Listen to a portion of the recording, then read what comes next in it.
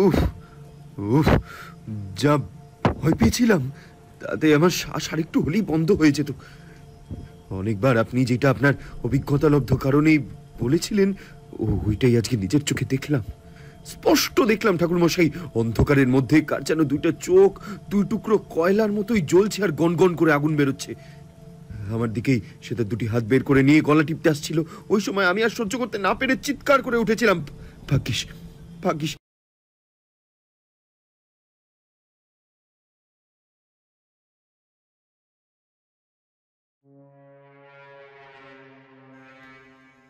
রহস্য এবং রোমাঞ্চে মিশ্রিত ভূতকুঠির চ্যানেলে আপনাদের সকলকে জানাই স্বাগত। আজকের পর্বে আমরা পরিবেশন করতে চলেছি তারানাথ তান্ত্রিকের ফ্যান ফিকশন থেকে লেখক অনিক চক্রবর্তীর লেখা তারানাথ তান্ত্রিক ও পিশাচ নিধন। গল্পে তারানাথ তান্ত্রিকের চরিত্রে রয়েছেন ইরফান, বিভূতির চরিত্রে রয়েছেন রূপঙ্কর, কিশোরীর চরিত্রে রয়েছেন আরুময় এবং অন্যান্য চরিত্রে রয়েছেন সৌপ্তিক, অয়ন্তিকা, অর্পিতা, দেবাঞ্জন, পূজা, রাজ, প্রজ্ঞা ও এথেনা। গল্পের আবহ সৃষ্টিতে রয়েছে 62 FPS স্টুডিও এবং পোস্টার ডিজাইন করেছেন চিত্রায়ন। সকলকে জানাই আমাদের ভূত কুঠিরের পক্ষ থেকে অসংখ্য ধন্যবাদ। আমাদের অন্যান্য সব গল্পগুলির মতো আজকের গল্পটিতেও রয়েছে বেশ কিছু রহস্য, রোমাঞ্চ, ভৌতিক এবং অলৌকিক সব কাণ্ডকলাপ, যা আপনাদেরকে এই শীতের দুপুরে এবং রাতেও মনে ভয় এনে দিতে পারে।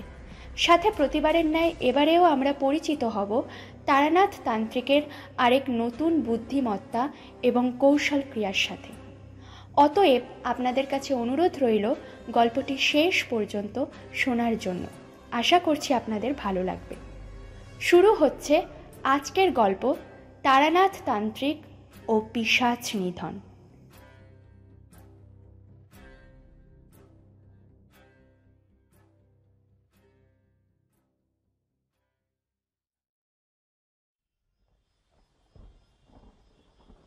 এই যে কিশোরী, ভাবছি আজকের সন্ধ্যাটা কিভাবে কাটানো যায় বলতে পারো? আমার কিন্তু বড্ড ঠাকুরমশাইয়ের কাছে যেতে ইচ্ছে করছে। যাবে নাকি? ওই পথে তো অনেকদিন যেতেই পারিনি, কি বলো? সিগারেটে একটা লম্বা টান দিয়ে ট্রামের প্রতীক্ষায় কিশোরী টানা ফুটপাতের উপর দাঁড়িয়েছিল। আমি তার ঠিক পাশে দাঁড়িয়ে মাথার উপরে আকাশের দিকে তাকিয়েছিলাম। আজকের পরিবেশের গতিকটা মোটেই ভালো না। যেইভাবে মেঘ ডাকছে তাতে যে কোনো সময় ঝেঁপে বৃষ্টি নামতেই পারে। কিন্তু আশ্চর্য ব্যাপার, বৃষ্টি হচ্ছে না। তবে অধিক ভিজে ভিজে বাতাসের দাপটে দাঁড়িয়ে থাকা দায়। কিশোরী সিগারেটের টান দিয়ে আমার প্রশ্নটা শুনে উত্তর দিল। তার মুখের ভাবসাব দেখে আমি বুঝতেই পেরেছিলাম যে সে আমার প্রস্তাবে রাজি হবে। আর সে হ্যাঁ সূচক মাথা নাড়ল প্রথম দিকে। তারপর কবজিতে আটা ঘড়ির দিকে একবার তাকিয়ে বললে, হ্যাঁ বিভূতি, আমার মনটাও আজকে ঠাকুর মশাইয়ের কাছে যাওয়ার জন্য বেশ আনচান করছে। আমার মনের ভিতরেই কেউ যেন বলে যাচ্ছে ক্রমাগত, একবার তারানাথের আস্তানা মটলেনে যেতে। তারানাথের ভিটে যাওয়ার জন্য আমার মন কোনোদিনই এমন আনচান করে না। তাহলে তাহলে চলো, এইটা হয়তো ঠাকুর মশাইয়েরই ডাক। উনি তো আবার মন্তর তন্তরে একেবারে সিদ্ধহস্ত। দেখো, হয়তো খদ্দের হয়নি, তাই একাকিত্ব কাটাবার জন্য তিনি আমাদেরকে স্মরণ করেছেন। দুপুরবেলা থেকেই ওই ভাবটা আমার মনের মধ্যে উদয় হয়েছে। তোমার কি হচ্ছে না বিভূতি? সে আর হচ্ছে না, আমারও মনের মধ্যে একটা তাগিদ অনুভব করছে। বারবার মনে হচ্ছে আজকে ঠাকুরমশাইয়ের কাছে না গেলে সন্ধ্যাটা সারাদিন উসখুস করেই কাটাতে হবে। এক কাজ করো, ওই যে ট্রাম আসছে 15/1, ওই গাড়িটা মটলেনে যায়, চলো উঠে পড়ি। আমাদের কথোপকথনের মধ্যেই ঠাকুরমশাইয়ের বাড়ি মটলেনগামী ট্রামটা চলে এলো। আমরা অন্যান্য যাত্রীদের সাথে উঠে বসলাম। একটা আলাদা উত্তেজনায় কাজ করছিল। আশ্চর্যের ব্যাপার এই যে আমরা ট্রামের মধ্যে ওঠার সাথে সাথে দেখলাম যে বাইরে করকর করে বাজ পড়ল প্রচণ্ড জোরে, আর এক পশলা ঈর্ষে গুড়ি বৃষ্টি শুরু হলো। অবশ্য আমাদের কোনো কষ্টই হলো না। মটলেনে পৌঁছাবার মুখেই দেখলাম যে ধীরে ধীরে বৃষ্টি কমে এলো। আমরা নেমে মটলেনের গলির মুখে হাঁটতে শুরু করলাম। গরম গরম তেলে ভাজা বিক্রি করছিল। ওইখান থেকে এক চাঙারি তেলে ভাজা আর পাশের গুমটি দোকান থেকে একটা নতুন পাসিং শোয়ের প্যাকেট নিয়ে আমরা অতি চেনা পথ ধরে এগুতে শুরু করলাম। কিন্তু এগুতে এগুতে যেই আমরা তারানাথের বাড়ির দোরগোড়ায় পৌঁছালাম, ওই সময়ই একটা মোটা গলার কান্নার ধ্বনি বাইরে অবধি আমাদের কানে ভেসে এলো।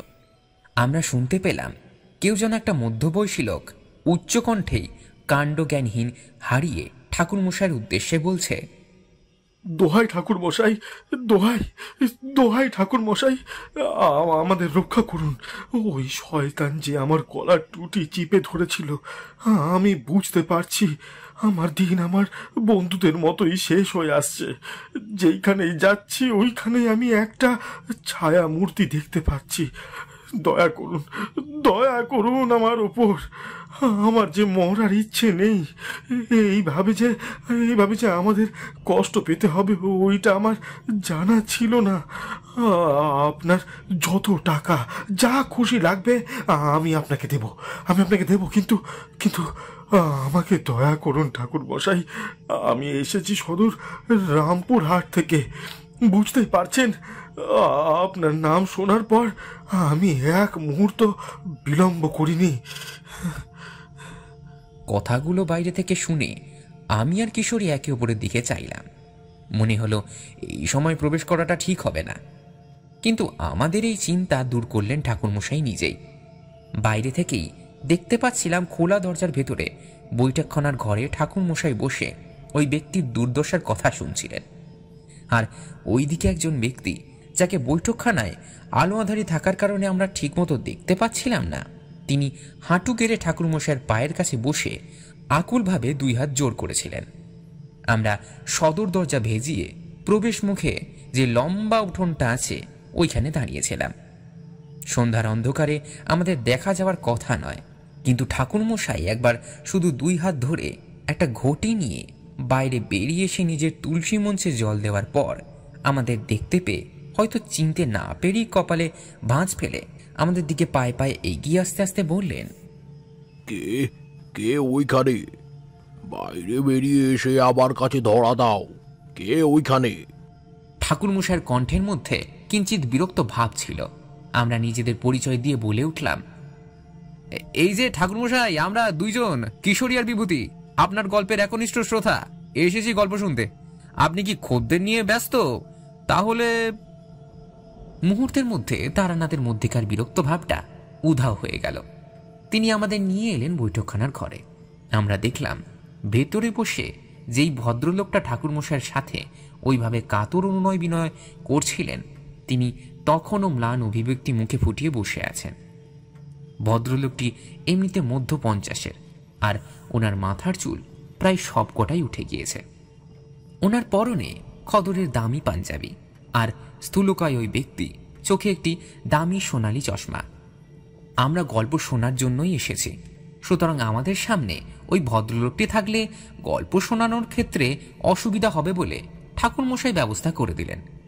তিনি স্পষ্টভাবে বললেন, দেখুন, ভুল যখন আপনি করেছেন তখন তার মাসুল আপনাকেই দিতে হবে, আবার কিছু করার নেই।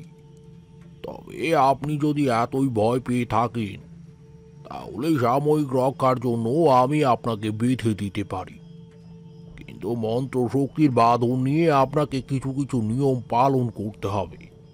শুদ্ধাচারে যদি থাকতে পারেন তাহলে ওই অপশক্তি আপনার ধারে কাছে আসতে পারবে না।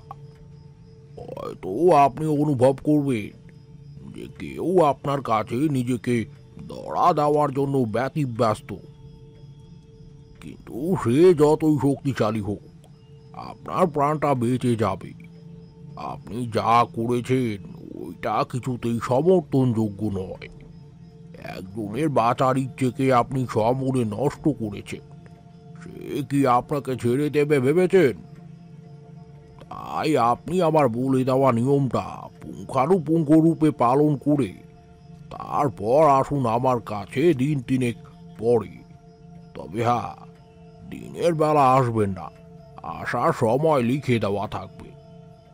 আপনাকে নিয়ে আমি একটা ক্রিয়া করে দেখব, আর তার জন্য আমাদের যেতে হবে কোনো এক মহা শ্মশানে। তারপর দেখছি কি করা যায়।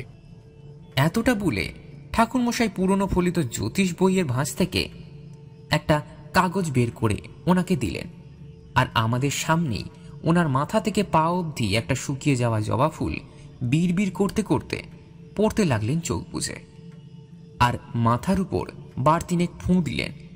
আর ঠিক ওই সময়ই একটা কাণ্ড ঘটে গেল। এতদিন আমাদের আশার মধ্যে কোনোদিন ঠাকুরমশাইয়ের সাথে এমনটা হতে দেখিনি। বৃষ্টি কমে গিয়েছিল, শ্রাবণ মাসের প্রথম সপ্তাহ, আর বলাই বাহুল্য বাইরে ছিটে ফোটা হাওয়া নেই। গুমোট পরিবেশ, আর তার মাঝেই বৃষ্টি এসে গুমোট ভাব কাটিয়ে দিচ্ছে। এইবার দেখলাম স্পষ্ট যে মন্ত্র পড়ার ব্যাপারটা শেষ হতেই বাইরে থেকে ধেয়ে আসা মাতলা বাতাসের দমকাটা কেমনভাবে যেন জ্বলতে থাকা হেরিকেনের শিখাটা নিভিয়ে দিল। আর বলা নেই কওয়া নেই, দরজা জানলাগুলো কেউ যেন জোর করে খুলে দিল। বাইরে অন্ধকারে সমাচ্ছন্ন পরিবেশ, ফলে ওই পরিবেশের মধ্যে একটা গাছের ডাল ভেঙে পড়ার শব্দটা স্পষ্ট আমাদের শ্রুতিগোচর হলো। ঠাকুরমশাই ওনাকে তখনও অবধি ধরে ওই ক্রিয়া করেই যাচ্ছেন। বৈঠকখানার ঘর জুড়ে অন্ধকার তখন তার আধিপত্য বিস্তার করেছে। বাইরের যানজটের আবছা কোলাহল শুনতে পাচ্ছিলাম, কিন্তু এখন ওই শব্দ ধীরে ধীরে কমে এসে একেবারে বন্ধ হয়ে গিয়েছে। আর সেই সময় ঠিক দরজার বাইরে কার যেন পায়ের শব্দ শুনে আমাদের শির দাঁড়াবে ঠান্ডা হিমশীতল স্রোত খেলে গেল। আর ওই ভদ্রলোকটি চমকে উঠে কোঁকিয়ে বলে উঠলেন, ঠাকুর মশাই, ওই যে শুনতে পাচ্ছেন, ওই শব্দটা যে আবার হচ্ছে, ও যে এসেছে। কিশোরী, আলোটা জ্বালিয়ে দাও, আর জানলার পাল্লাটা বন্ধ করে দাও। আর যেই আসুক না কেন, তার ক্ষমতা নেই যে আবার এই মন্ত্রপুত শক্তির সামনে এসে দাঁড়াবে। এই বাড়ির প্রতিটা ইটের মধ্যে আবার আরাধ্য মধু সুন্দরী দেবীর আশীর্বাদ আছে, আর গৃহের মধ্যে প্রতিষ্ঠিত আছে স্বয়ং আদ্য শক্তি মহামায়া। কোনো অশরীরী জীবের সাধ্য নেই যে আমার কাছে এসে দাঁড়াবে কিংবা চৌঘাট ডিঙিয়ে আমাদের ক্ষতি করবে। আপনি নিশ্চিন্ত থাকুন। ও কি বিভূতি! ঠাকুরমশাই আমার কাছে আসুন। ওইটা ওইখানে কে দাঁড়িয়ে আছে? কিশোরীর আর্তনাদে আমাদের চমক ভাঙল। হ্যারিকেনের আলোতে দেখলাম জানলার একটার পাল্লার উপর হাত দিয়ে কিশোরী দাঁড়িয়ে আছে আর থরথর করে কাঁপছে। আমার সাথে ঠাকুরমশাই ওইখানে উপস্থিত হলেন, আর কিশোরীর কাঁধে হাত দিতেই সে আবার চমকে উঠে বলে উঠল, ও কি, ওইখানে কে দাঁড়িয়ে আছে ঠাকুরমশাই? ওইদিকে দেখুন। ঠাকুরমশাই আর আমি জানলার বাইরে যেই দিকে তাকিয়েছিলাম, ওই প্রান্তে একটা মজা পুকুর, যেটা বহুদিন ধরে অব্যবহৃত অবস্থায় পড়ে আছে আর কচুরি পানায় ভর্তি।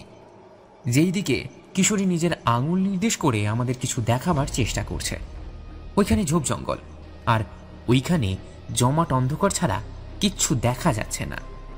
আমি অন্তত কিছুই দেখতে পেলাম না, কিন্তু ঠাকুরমশাইয়ের কপালে ভাঁজ পড়ল, আর ওটা দেখে আমার মনে হলো ব্যাপারটা স্বাভাবিক নয়, নিশ্চয়ই কিছু গন্ডগোল আছে। এবার ঠাকুরমশাই বলে উঠলেন, যতক্ষণ রমেন বাবু আমাদের এইখানে আছে ততক্ষণ সেও থাকবে তার কাছে, ভাবনা নেই। আমার সান্নিধ্যে তোমাদের কিছুই হবে না।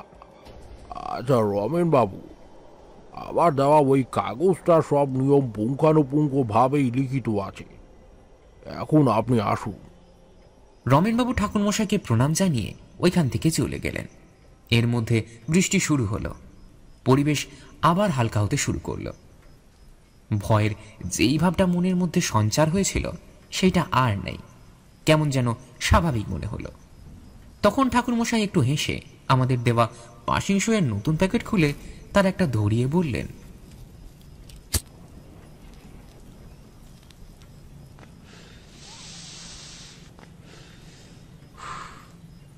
এই মানুষ অপশক্তিকে বহন করে আনে, তার প্রভাব পরিবেশের মধ্যেও পড়ে। ওই যখন ওইভাবে চিৎকার করলো, তখনই আমি ধরে নিয়েছিলাম যে আমাদের মাঝে ওই অপশক্তিটি বিরাজ করছে। কেমন যেন গন্ধ পাচ্ছিলাম। ওই গন্ধের কারণেই আমি বারবার মন্ত্রটা পড়ছিলাম। যাই হোক, এখন আর ভয় নেই। কিশোরী এইবার হাঁপ ছেড়ে বলে উঠল, উফ উফ যা ভয় পেয়েছিলাম তাতে আমার শ্বাস আরেকটু হলেই বন্ধ হয়ে যেত। অনেকবার আপনি যেটা আপনার অভিজ্ঞতালব্ধ কারণেই বলেছিলেন ওইটাই আজকে নিজের চোখে দেখলাম, স্পষ্ট দেখলাম ঠাকুরমশাই। অন্ধকারের মধ্যে কার যেন দুইটা চোখ দুই টুকরো কয়লার মতোই জ্বলছে আর গনগন করে আগুন বেরোচ্ছে। আমার দিকেই সে তার দুটি হাত বের করে নিয়ে গলা টিপতে আসছিল। ওই সময় আমি আর সহ্য করতে না পেরে চিৎকার করে উঠেছিলাম। ভাগ্যিস ভাগ্যিস ভাগ্যিস আপনি ওই সময় আমার কাছে এসে দাঁড়িয়ে পড়েছিলেন, নইলে হয়তো আমার প্রাণটা আমার প্রাণটা ওইখানেই শেষ হয়ে যেত। আচ্ছা আচ্ছা ঠাকুরমশাই, ওই রমেন বাবু ওইভাবে ভয়ার্ত ভাবে কথাগুলো কেন বলছিলেন? কি হয়েছে ওনার সাথে? আমার নিজেরও এই ব্যাপারে জানার সমান কৌতূহল ছিল, তাই আমিও ঠাকুরমশাইয়ের দিকে কৌতূহলী দৃষ্টি নিয়ে তাকিয়েছিলাম। কিন্তু ঠাকুরমশাই সরাসরি কিশোরীর করা প্রশ্নের উত্তর দিলেন না, বরং উল্টে আমাদের কেন ডেকেছেন ওই সম্বন্ধে অনেক কিছু বললেন। আমরা স্পষ্টতই উসখুস করছি দেখে তিনি বলতে শুরু করলেন, লোকটার সাথে আবার আলাপ হয় রামপুরহাটের স্টেশনে। আসলে আমাকে সাধুরার কাজে মাঝে মধ্যে অনেক সিদ্ধ আর জাগ্রত শ্মশানে যেতে হয়। আবার সাধনার কাজ আর কিছু খদ্দেরের কাজ থাকে, ওইগুলো কলকাতার হই হট্টগোলে থেকে করা সম্ভব নয়। তাই আমি ওইখানে যাব বলে মনস্থির করেছিলাম। ওই তারাপীঠের দিকে ভেবেছিলাম গিয়ে শ্মশানে দিন কতকের জন্য ডেরা বেঁধে খদ্দের কাজ সমাধা করে মায়ের পূজা দিয়ে তারপর ওইখান থেকে ফিরে আসবো সোজা কলকাতা। কিন্তু মা তারা বোধ হয় আমার কপালে অন্য কিছু লিখে রেখেছিলেন। আমি ওইখানে যেই দিন পৌঁছেছি আর আবার চেনা ধর্মশালায় উঠেছি, তত করে আবার আসার সংবাদ শুনে ওই ব্যক্তিটি এসে উপস্থিত হয়েছিল। কিন্তু আমি তাকে একবার দেখা মাত্রই তার সব কিছু জেনে নিয়ে ওই সময় তাকে হাঁকিয়ে দিয়েছিলাম। বলেছিলাম, আপনি অন্য সময় আসুন, এখন আমার বিশেষ কিছু কাজ আছে। লোকটি সেই থেকে আবার পিছনেই অষ্টপ্রহর লেগে আছে। আমাকে অনেক টাকা লোভ অবধি দেখিয়েছিলেন। বলেছিলেন কাজ করে দেওয়ার বিনিময়ে আমাকে উনি অনেক, এমনকি লক্ষাধিক টাকা অবধি দিতে প্রস্তুত।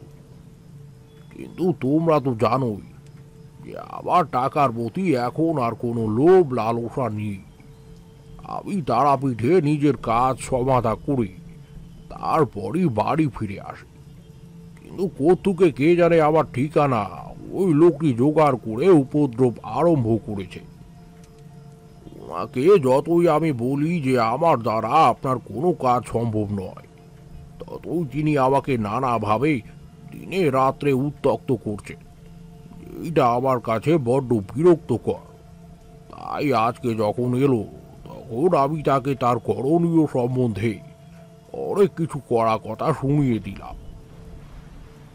আসলে বলা ভালো, ওই লোকটি নিতান্ত দুশ্চরিত্র আর লোভী।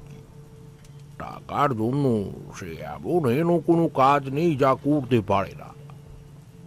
আমি আবার সাধন শক্তি দ্বারা এইটুকু বুঝেছি, সে রমেন বাবু শুধু টাকা নিয়েই সন্তুষ্ট নন, তিনি আবার প্রবল ঐশ্বর্য লাভের জন্য তন্ত্রের দীক্ষা গ্রহণের জন্য গুরু খুঁজতে আরম্ভ করেছিলেন। তারাপীঠে তার অবাধ যাতায়াত, আর ওইখানে সে অনেক অর্থ দিয়ে সাহায্য করে। তাই তারাপীঠের অনেকেই তাকে এক ডাকে চেনে।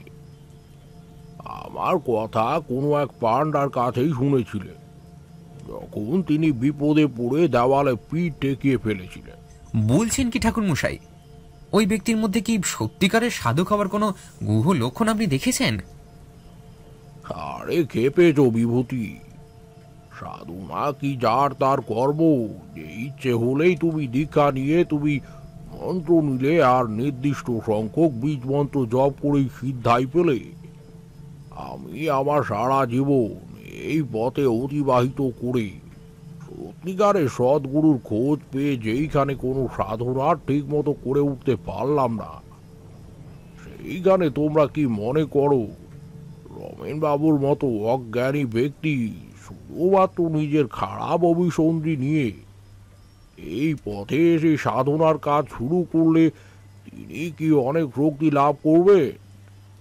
এটা হয় না। এবার বলি আসল কারণটা। উনি লোভের বশবর্তী একজন সাধকের সাথে যোগাযোগ করেছিলেন। ওই সাধকটি তারা পিঠেই তার সাথে দেখা করে অনেক কথা বলে তাকে ভুলিয়ে ভালিয়ে টাকা হরণ করে বলেছিল যে সে তাকে মন্ত্র দান করে অনেক শক্তির সত্ত্বাধিকারী করে দিতে পারে।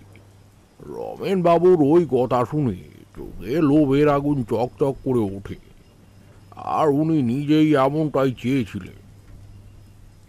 ওই সাধকের নিত্যদিনের যাতায়াত শুরু হয়।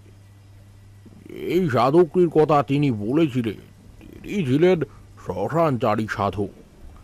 আমি গণনা করে দেখেছি নিম্ন স্তরে শক্তি অনেক আছে। শুভ শক্তির উপাসক নন এইটুকু বলতে পারি, কিন্তু তারপর থেকেই ঘটে নানাবিধ সমস্যা, যেটার জন্য তিনি একেবারে নিঃস্ব হতে বসেছেন। ঠাকুরমশাইয়ের বলা কথাগুলো আমি সত্যি কেমন যেন গল্পের গন্ধ পাচ্ছিলাম। তাই ওনাকে বলে উঠলাম, আচ্ছা ঠাকুরমশাই, আপনার নিশ্চয়ই এই ব্যাপারে অনেক অভিজ্ঞতা আছে। দেখতেই তো পাচ্ছেন যে বাইরে অঝোর ধারায় কেমন বৃষ্টি হচ্ছে। আমরা এই গল্পটি শুনতে চাই। আপনার জীবন তো অনেক বিচিত্রময় সত্যতা নিয়ে পরিপূর্ণ, তাহলে ওইখান থেকে বলুন না। ঠাকুরমশাই একবার চোখ বুঝলেন, তারপর খানিকটা চুপ করে গল্পটি মনে মনে গুছিয়ে নিয়ে বলতে শুরু করলেন। তখন আমার দীক্ষা হয়েছে সবে। গুরুর আস্তানা ছেড়ে আমি চলে এসেছি বলাই বাহুল্য। গুরু বলে দিয়েছেন এমনভাবে সাধন ভাজন করলে আবার আধ্যাত্মিক উন্নতি হতে পারে। ওই পথ অনুসরণ করলে আবার অনেক শক্তি লাভ হবে। আমাকে বিদায় দেওয়ার আগে উনি হোম করে সেই হোমের টিকা আমার ললাটে পরিয়ে দিয়ে আর প্রাণ ভরে আশীর্বাদ করে তারপর আমাকে বিদায় করলেন। আমি পথ ধরে বেরিয়ে পড়লাম। শ্রাবণ মাসে শুরু তখন। পাড়া গ্রামের পথঘাট এই সময় এতই চলার পক্ষে অসুবিধাজনক হয়ে পড়ে যে কষ্টের অন্ত থাকে না। আমি সকাল বিকেল পথ হেঁটেই যাচ্ছি, আর ক্লান্ত হলে আবার তখন গাছের নিচে আশ্রয় ছাড়া আর কোনো উপায় নেই।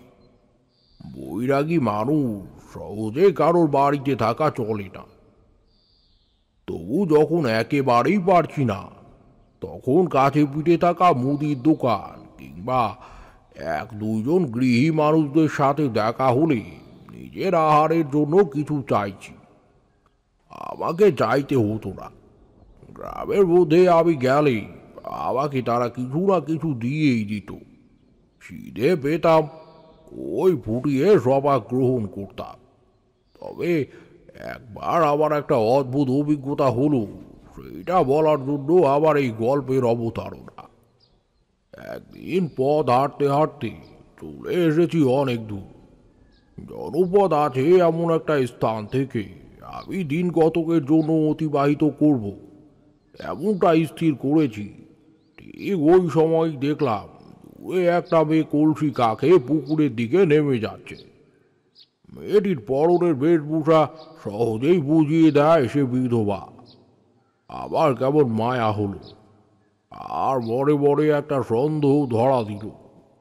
কেউ যেন আমার মনে বিপদের ঘণ্টাটা নাগারে বাজিয়ে চলল। আমি দেখলাম মেয়েটার পেছনে একজন ব্যক্তি দাঁড়িয়ে। তার অবয়ব দেখে কিছুই বুঝতে পারা যায় না, কিন্তু সাধনায় উন্নত যারা তারা ওইটা দেখতে পারবে। আমি কাছে এগিয়ে গেলাম। আমার মনে হলো এই মেয়েটার ভয়ঙ্কর বিপদ। আমার সামর্থ্য থাকতে আমি এই মেয়েকে অবশ্যই উদ্ধার করব। কাছে এগিয়ে যাওয়া মাত্র ওই ছায়ামূর্তিটা কেমন যেন উধাও হয়ে গেল, আর আমি ওই মেয়েটিকে হাঁক দিয়ে ডাকলাম। বলা যায় স্বেচ্ছায় তার গৃহ থেকে বাড়ির গতিকটা দেখতে চাই। মেয়েটার বয়স 40-এর নিচে, ময়লা গায়ের রং, কিন্তু মুখের বর্ণ একেবারে ফ্যাকাশে হয়ে গিয়েছে এই কদিনে। চোখের কোণে কালি জমেছে। আর ওই মেয়েটি সত্যি খুব সংকটাপন্ন। আমি ডাকার পর মুহূর্তেই সে আমার দিকে তাকাল, তার কপালে ভাঁজ পড়ল, আর ওই ভাঁজ দেখে আমি 2 হাত যুক্ত করে তাকে বললাম, নমস্কার মা। এইটুকু বলার পর ওই মেয়েটি আমাকে উত্তর দিল, কে আপনি? আপনাকে তো ঠিক চিনতে পারলাম না। আমার নাম তারানাথ চক্রবর্তী। আমি পথে পথে ঘুরে ঈশ্বরের নাম গান করি। অনেকদিন ধরেই আমি পথে পথে ঘুরছি। তৃষ্ণা আর অনাহারের কষ্টটা আমাকে পরিশ্রান্ত করে তুলেছে। তাই ভাবলাম এই গ্রামে কারুর বাড়িতে যদি ঠাঁই পাই তাহলে আমার ভালো হয়। আমি ব্রাহ্মণ সন্তান। আবার শেষ কথাটি শুনে ওই মেয়েটি বিস্ফারিত চোখে আমার দিকে খানিকক্ষণ চেয়ে থাকার পর বলে উঠল, আপনি ব্রাহ্মণ? আমার প্রণাম গ্রহণ করুন। তবু ভালো, আমার সাথে যদি একজন ব্রাহ্মণ থাকেন তাহলে গৃহের কল্যাণ হবে। এই কদিন যা হয়ে চলেছে, শান্তিতে 2 চোখের পাতা আমি এক করতে পারছি না। সর্বদা একটা আতঙ্ক আমাকে আষ্টে পৃষ্ঠে জড়িয়ে ধরছে। আপনাকে দেখে সাধক বলেই আমার মনে হচ্ছে। আপনি ঠিক ধরেছেন। আমি অল্প অল্প সাধন ভজন করি। ওই করেই আর পথে পথে ঘুরে ফিরেই দিন গুজরান করি মা। আর আপনাকে দেখে আমার মনে হলো আপনি কোনো বিপদের সম্মুখীন হয়েছেন। তাই আর নিজেকে স্থির রাখতে পারিনি, চলেই এলাম। আপনাকে অনেক ধন্যবাদ, কিন্তু আমার জানা নেই যে কিভাবে আমি এই বিভীষিকা থেকে মুক্তি পাব। আমার দেহ মনে একটা শিরশিরানি ভয় বাসা বেঁধে আছে। তবে আপনি যখন এসে পড়েছেন তখন আমার বিশ্বাস আপনি ওই অপশক্তিকে দমন করতে পারবেন। পুকুরপাড়ে আমি দাঁড়িয়ে দাঁড়িয়ে ওই মেয়েটির কষ্টের কথা শুনছিলাম। মেয়েটি জল ভরে আমার সামনে দিয়ে যেতে শুরু করলো। আমি তাকে অনুসরণ করলাম। সত্যি বলতে কি, গ্রামের ধারে কাছে তেমন কোনো ঘর বাড়ি নেই। আর কেন নেই ওইটাই আমার জানা ছিল না। আমি মনে মনে ইষ্ট নাম করতে করতে অনেক ঘরের পথ অতিক্রম করে তারপর যেই বাড়ির কাছে গিয়ে পৌঁছলাম, ওই বাড়িটা বড়ই শুনশান। তবে ওই বাড়ির সামনে পৌঁছে দেখি যে কেমন কেমন যেন থমকে আছে সব কিছু। একটা পাখি নেই।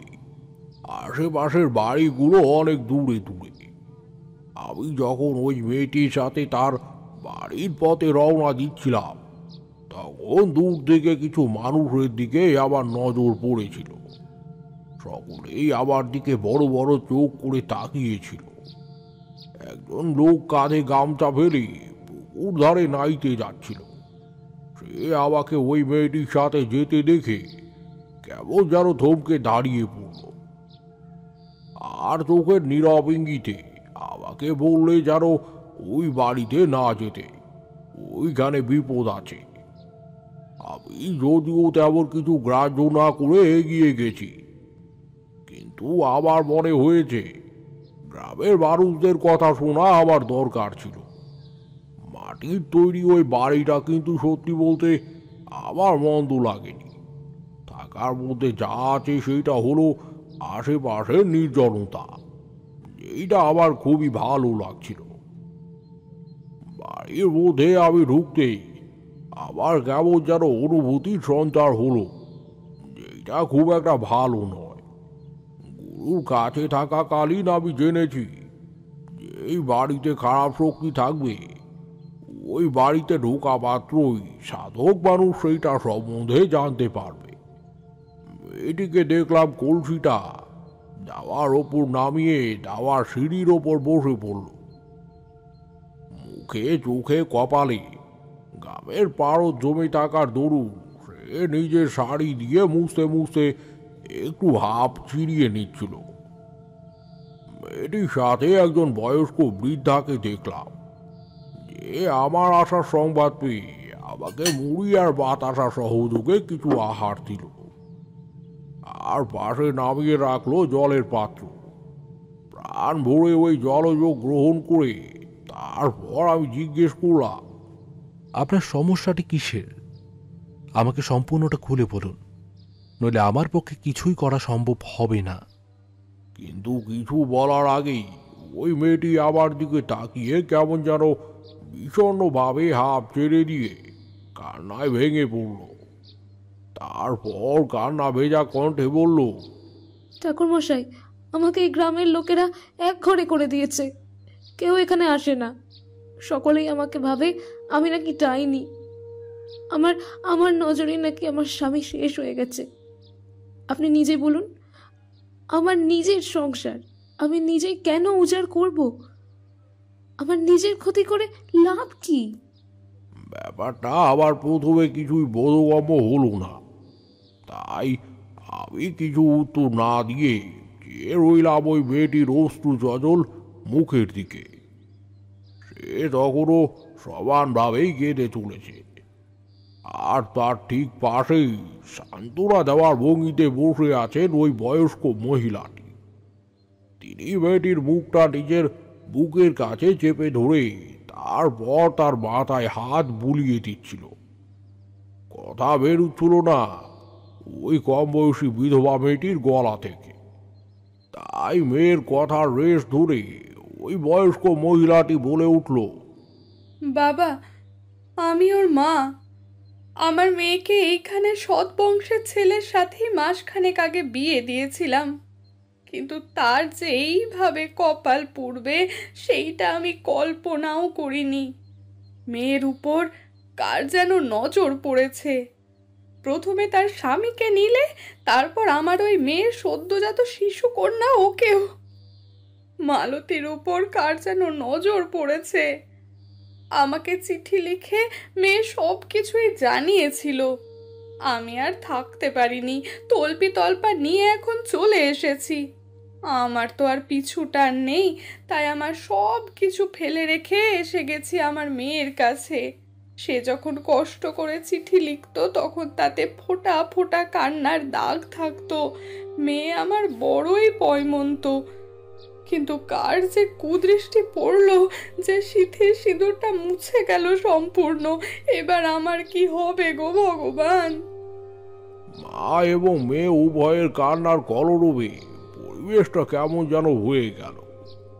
আমি তাদের সান্ত্বনার স্বরে বলে উঠলাম যে ভাবনার কিছুই কারণ নেই। আমি যখন এসে পড়েছি তখন একবার কারণটা খুঁটিয়ে দেখব। উভয়ের কান্নার স্বর বাইরে অবধি চলে যাওয়ার ফলে অনেকগুলো স্থানীয় ব্যক্তিরা এসে দাঁড়িয়ে পড়ল। সকলের দৃষ্টি আমার দিকেই নিবদ্ধ।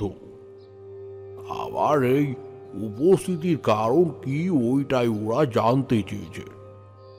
আমি এইবার বৃদ্ধ গোছের স্ত্রীলোকের দিকে গিয়ে জিজ্ঞাসা করলাম, ব্যাপার কি? এনাদের সাথে হয়েছেটা কি? কিছু তো বুঝতে পারছি না, আপনি একটু বলবেন?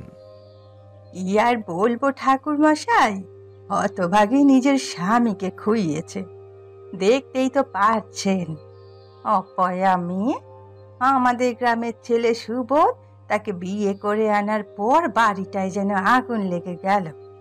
জলজ্যান্ত ছেলেটা বিয়ে করে যেই দিন আসছিল ওই দিন হলেই একটা অঘটন ঘটে যাচ্ছিল। আমি প্রথম থেকেই তাকে বাধা দিয়েছিলাম যে মেয়েটাকে যেন গরনি না করে তোলে। সুবোধের মা ম্যালেরিয়ার জ্বরে যখন কাবু হয়ে প্রায় মরমর অবস্থা, তখন আমি তার অনেক সেবা শুশ্রূষা করেছি।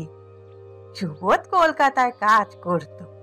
আমি যেহেতু প্রতিবেশী, তাই সে আমাকে বলে গিয়েছিল, কাকিমা, আমার মাকে তোমার জিম্মায় রেখে যাচ্ছি, দয়া করে একটু দেখো যেন কোনো সমস্যা না হয়, আর মায়ের কোনো কষ্ট হলে আমাকে অবিলম্বে একটা পত্র লিখে জানিও।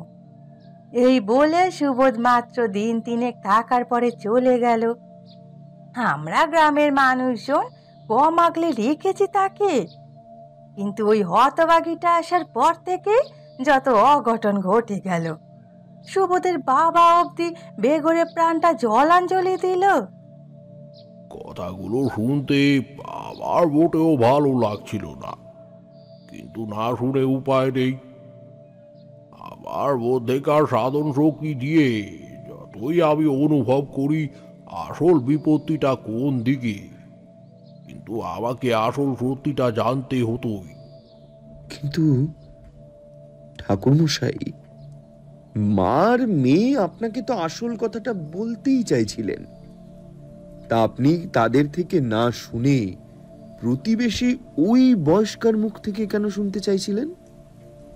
কারণ তাদের বলার মতো পরিস্থিতি ছিল না, তাই আমি উপযাচক হয়ে আসা এই বয়স্ক মহিলাকেই শুধিয়ে নিচ্ছিলাম। তবে তিনি স্বল্প বয়সী। মেয়েটার বিরুদ্ধে যা যা সব অপবাদ দিচ্ছিলেন তাতে আমার সন্দেহ অনেকটা বৃদ্ধি পাচ্ছিল। আমি চুপ করে শুনে যাচ্ছিলাম।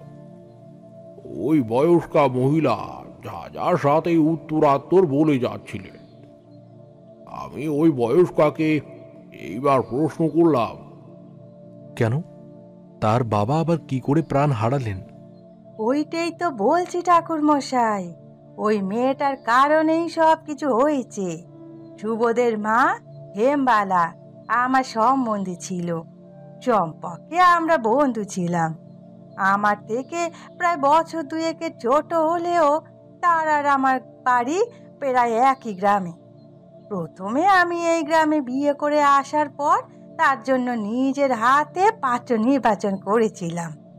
মাঝে মধ্যে আমি হেমবালার সাথে সময় অতিবাহিত করার জন্য আসতুম। তখনও হেমবালার স্বামী অবনী বেঁচে ছিল, নিরোগ আর দিব্যি স্বাস্থ্য। তার কোনো প্রকারে মনে হবে না যে তার মৃত্যু সময় ঘনিয়ে এসেছে, কিন্তু আমরা কেউ টের পর্যন্ত পাইনি।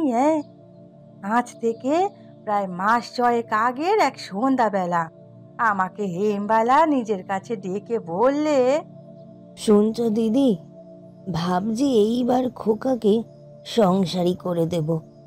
আমার তো বয়স হচ্ছে, আর তেনার শরীর মাঝে মধ্যেই খারাপ হয়, তাই আমার মনে হয় যে বাড়িতে একজনের আসার দরকার আছে।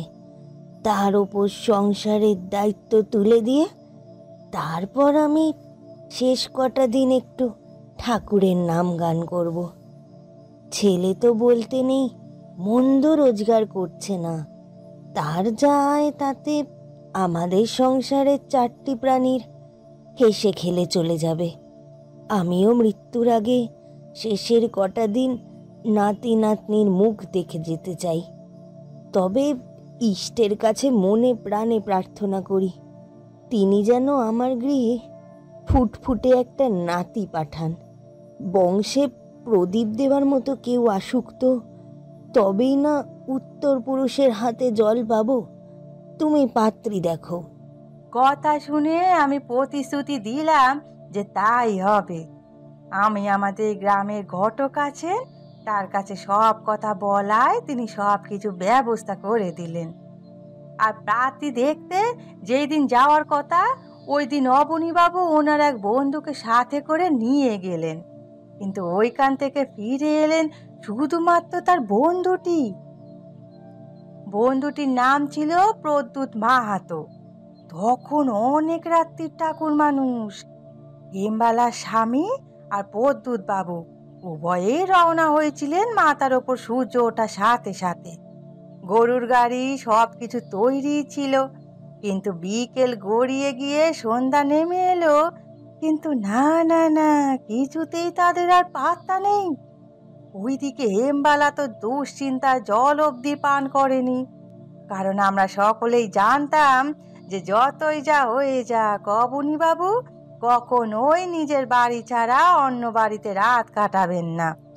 সন্ধ্যার পর দেখতে দেখতে অন্ধকার ঘনিয়ে এসে রাত্রি ঠিক যখন 2 প্রহর আর আশপাশ থেকে শিয়ালের ডাক শুনতে পাচ্ছি আমরা, ঠিক তখন গরুর গাড়ির শব্দ শুনে আমার হুঁশ হলো।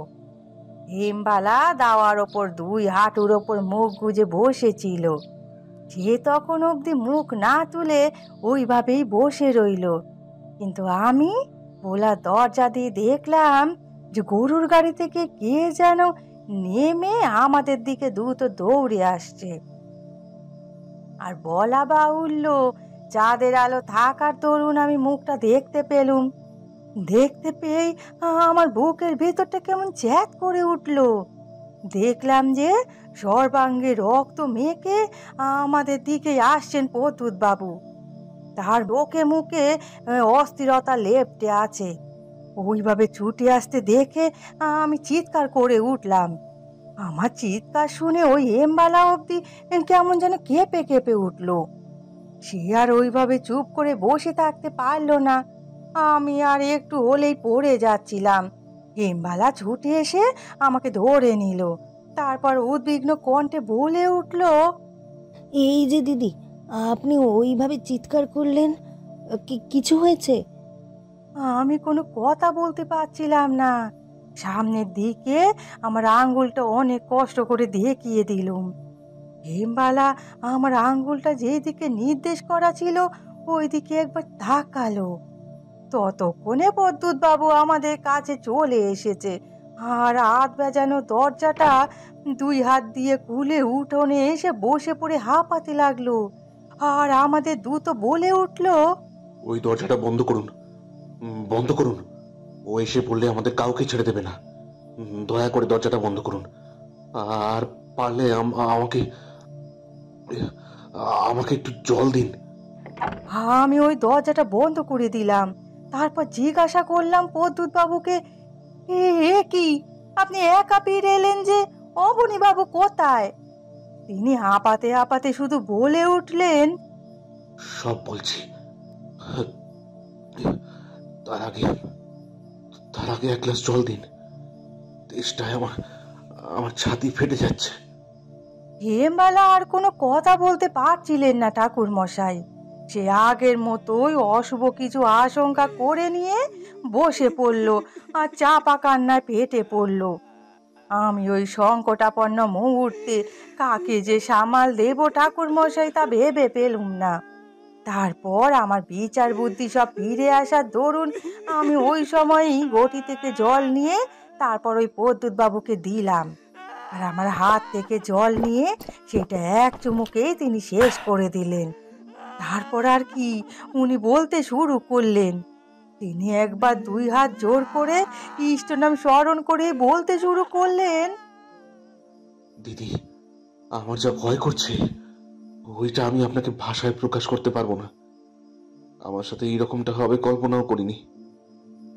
এমনটা হবে জানলে আমি কখনোই যেতাম না অবনীবাবুর সাথে। ওইখানেই যেতে গিয়ে অবনীবাবু নিজের ভুলের মাসুল গুনেছেন। উফ, সে কি বিভৎস! ঠাকুর মশাই, আমি ওই কথা শুনে মনে মনে প্রমোদ গুনলাম। আমার মনে একটাই প্রশ্ন ঘুরপাক খাচ্ছিল, ওইখানে গিয়েছিলেন 2 জন, কিন্তু ফিরেছেন শুধু পদ্মুত বাবু, কিন্তু কেন? আমাকে আর জিজ্ঞাসা করতে হলো না। তার আগেই আমার সম্বন্ধী ওইখান থেকে উঠে এসে জিজ্ঞাসা করলেন সেই কথা। তার গলায় স্পষ্ট উদ্বিগ্ন প্রকাশ পাচ্ছিল। আর যাই হোক, আমাদের অনেকবার জিজ্ঞাসা করার দরুন তিনি তখন বললেন, অবনীবাবু যে ওইখানেই পথে প্রাণ হারিয়েছেন, কিন্তু কিন্তু সে যেন অপঘাতে মরেছে, সেইটাই দেখলাম চোখের সামনে। আমরা মেয়ে দেখার পর পাকা কথা দিয়েছিলাম, মেয়েকে একবারে পছন্দ হয় অবনীবাবুর। তিনি বিয়ের দিন পাকা করেছেন সামনের মাসের গোড়ার দিকে। অনেক জলযোগ আর কুশল বিনিময়ের পর আমরা বেরিয়ে যখন আসছিলাম তখন বাইরে অন্ধকারে কিছুই দেখা যাচ্ছে না। আমাদের গরুর গাড়িটা গ্রামের সীমান্তে অপেক্ষা করছিল। আমরা যখন বিদায় নিচ্ছি তখন আলো ছিল না হাতে, কিন্তু মাথার উপর চাঁদের আলোটা চারিদিক আলোয় উদ্ভাসিত করে রেখেছিল। ফলে আমাদের দেখার কোনো কষ্ট হচ্ছিল না। কিন্তু ওই বাড়ি থেকে বেরিয়ে যখন অনেক দূর চলে এসেছি তখন দেখলাম যে আর পথ চিনতে পারি না। আমাদের স্পষ্ট মনে ছিল যে আসার সময় অনেকগুলো বাড়ি আমাদের চোখে পড়েছে, কিন্তু এইখানে এখন একটা বাড়ি নেই যেখান থেকে দিয়ে আমরা সকলে যেতে পারি গ্রামের সীমান্তে। অবনীবাবু চুপ করে দাঁড়িয়েছিলেন। আর বলাই বাহুল্য, এই সময় কাউকে দেখতে না পেয়ে আমাদের ভয় লেগে গিয়েছিল। কারণ অন্ধকারে সাপ কিংবা হিংস্র জন্তু থাকতেই পারে, আর যদি সেইটা থাকে তাহলে আর বলতে হবে না। কিন্তু তার আগেই একটা বাঁকুড় গাছের কাছে চোখ পড়তে দেখলাম যে একটা মেয়ে আট পৌরে শাড়ি পরে দাঁড়িয়ে আমাদের দিকে হাতছানি দিয়ে ডাকছে। আমি অবনীবাবুকে ডেকে ওইটা দেখালাম। অবাক হওয়ার বিষয় এই যে যেইখানে কোনো বাড়িঘর নেই সেইখানে এই মেয়েটা কোত্থেকে এলো। আর রাত্রি তখন কম কিছু নয়। অবনীবাবু একবার ওই মেয়েটার দিকে চাইলেন, তারপর আমাকে মৃদু কণ্ঠে বলে উঠলেন, প্রদ্যুৎ, মনে হচ্ছে একে ঠিক যেন কোথায় দেখেছি। অন্ধকারে দূর থেকে তেমন কিছুই দেখা যাচ্ছে না। আমরা বোধহয় পথ হারিয়েছি, বুঝলে?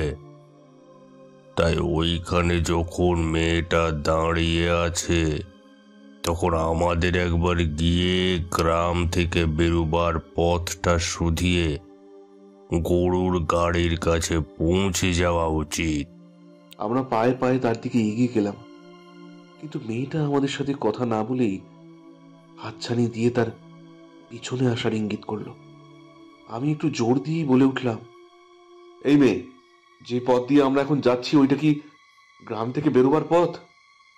সঠিক পথে নিয়ে চলো দেখি। এইবার উত্তর পেলাম। সে বললে, হ্যাঁ, আমি এই গ্রামের বাসিন্দা, মধুরিমা নাম আমার। আমার বাড়ি এই কাছেই। দূর থেকে আপনাদের আসতে দেখে অবাক হয়েছিলাম। ভেবেছিলাম যে আপনারা হয়তো ভিন গ্রামের লোক, তাই পথ হারিয়েছেন। আমাদের গ্রামের অনেক লোক রাত্রের দিকে পথ হারায়। গ্রামের চেনা পরিচিত পথ দিয়েই এখানকার মানুষ অন্ধকার হলে যেতে পারে না সাপখোপের ভয়ে। আর নিশ্চয়তা যখন আছে যে পথ হারানোর, তখন আপনারা এই অন্ধকারে সম্পূর্ণ অচেনা পথ দিয়ে আসছেন। হারাবার কথাই তো। তাই আমি ছুটে এলাম আপনাদের গ্রামের বাইরে অবধি নিয়ে যেতে। আসুন আসুন আমার সাথে। মেয়েটার পায়ে নূপুর ছিল। নিশুতি রাতে ওই নূপুরের ঝমঝম শব্দ আমাদের কানে প্রবেশ করছিল, আর আমাদের যেতে কোনো সমস্যাই হচ্ছিল না। আমি আর অবনীবাবু চোখ বুজে তার উপর ভরসা করে তার দেখানো পথ ধরেই যেতে শুরু করলাম। কিন্তু পথ চলছি তো চলছি, সেই পথ আর ফুরোতে চায় না। এইবার সে আমাদের এমন একটা জায়গায় নিয়ে এলো যেখানে গাছগাছালি আর প্যাঁচার ডাকে পরিবেশটা অপার্থিব। সে দাঁড়িয়ে পড়ল। অবনীবাবু আর আমিও সাথে দাঁড়িয়ে পড়লাম। মাথার ওপর চাঁদ আর নেই। মেঘের আড়ালে চন্দ্রিমা ঢাকা পড়েছে। আমাদের সামনে দাঁড়িয়ে থাকা ওই মেয়েটি এবার উচ্চ কণ্ঠে হেসে উঠল। ওই খিলখিলে খোনা হাসি শুনে আমাদের আর বাকি রইল না বুঝতে যে আমরা কার পাল্লায় পড়েছি। সে আমাদের দিকে ফিরে চাইল, আর তার মুখ আমাদের নজরে পড়ল। সে কি বিভৎস মুখের চাহনি! দেখলেই গায়ে কাঁটা দেয়। আমি পিছন ফিরে পালাবার পথ খুঁজে পেলাম না। যেই দিকে যাই সেইখানে ওই মেয়েটির প্রতিচ্ছবি দেখতে পাচ্ছিলাম। কিন্তু এইবার ওই মেয়েটা নিজের ধারালো নখ দিয়ে ঝাঁপিয়ে পড়লো অবনীবাবুর ওপরেই। অবনীবাবু শুধু একবার বলে উঠল, এ কি তুমি? এই কথাটাই তার জীবনের শেষ কথা ছিল। আর কিছুই আমি শুনতে পেলাম না। অক্লান্ত দৌড়ে আমি ওই অঞ্চলের বাইরে বেরিয়ে এলাম, আর যেই দিকে নজর চলে দৌড়তে দৌড়তে দেখতে পেলাম আমাদের গরুর গাড়িটা। সেখানে তখনও দাঁড়িয়ে আছে গাড়োয়ান। আর কি, আমি আর কাল বিলম্ব না করে ওই গাড়োয়ানকে সাথে নিয়ে মশালের আলোয় ওইখানে দ্বিতীয়বার প্রবেশ করলাম। আর দেখলাম অবনীবাবুর মৃতদেহটা পড়ে আছে, তাতে কোনো প্রাণ নেই। আমরা তবু ওইটা ওখান থেকে ভয়ে ভয়ে টেনে নিয়ে এলাম। আশেপাশে ওই মেয়েটার উপস্থিতি ষষ্ঠ ইন্দ্রিয় দিয়ে অনুভব করতে পারছিলাম ভালোভাবেই। ঠাকুর মশাইয়ের ওই কথা শুনে হেমবালা কেঁদে ওঠে, আর আমাদের গ্রামে ওই কাণ্ড ঘটে যায়। পশমিন কালেও ভাবিনি যে পাত্রী দেখতে গিয়ে এমনটা হবে। আমার একেবারে ইচ্ছে ছিল না ওই পাত্রীকে গৃহে তুলে আনুক হেমবালা, কিন্তু কথা দিয়ে ওই কথা ফিরিয়ে নেওয়া যেহেতু যায় না, তাই ওইখানে বিয়ে সাব্যস্ত হলো। বউ আনার দিন দেখলাম যে বউ যখনই এই বাড়িতে প্রবেশ করেছে তখন শিয়াল কুকুরের দল কেঁদে উঠল। সে এক ভয়াবহ পরিস্থিতি। বাড়ির মাথার ওপর একটা বিকট দর্শন একটা পাখিকে বসে থাকতে দেখলাম। প্রত্যেকে যেন বাড়ির আনাজ কানাজ থেকে অন্ধকারে কাঁধে সরে যেতে দেখলাম। আমার বন্ধু বরণ ডালা নিয়ে যেই না এসেছে বধূ বরণ করতে, অমনি সে হুমড়ি খেয়ে মাটিতে পড়ে এক রক্তারক্তি কাণ্ড। অবনীবাবু মারা যাওয়ার পর প্রায় 1 বছর অপেক্ষার পর এই বিয়ে হয়েছিল ঠিকই, কিন্তু আমার বন্ধু হেমবালা প্রায় স্বামীকে স্বপ্নে দেখতেন, যেখানে রক্তাক্ত অবস্থায় অবনীবাবু হেমবালার কাছে এসে বারংবার বারণ করছিলেন যেন এই বিয়েটা না করানো হয়। আর শুধু তাই নয়, এই বাড়ির সীমানায় এই মেয়ে যেন প্রবেশ না করে, এই ইত্যাদি ব্যাপারে অনেকবার সাবধান করেছিলেন। কিন্তু যেহেতু আশীর্বাদ হয়ে গিয়েছিল তাই আর কোনোভাবেই প্রস্তাব খারিজ করে দেওয়া সম্ভব হয়নি। বাড়িতে নিমন্ত্রিত যতজনই এসেছিলেন সকলেই পেটের অসুখে ভুগে ভুগে সারা। অনেকক্ষণ ধরেই ওই মেয়েটাকে একের পর এক কথা সমবেত গ্রামের মানুষের সামনে বলে যাচ্ছিলেন, কিন্তু এরই মাঝে আমি লক্ষ্য করলাম স্বল্প বয়সী ওই মেয়েটা কেমন যেন ক্রুদ্ধ ভঙ্গিতে ওই বয়স্কার দিকে তাকালেন।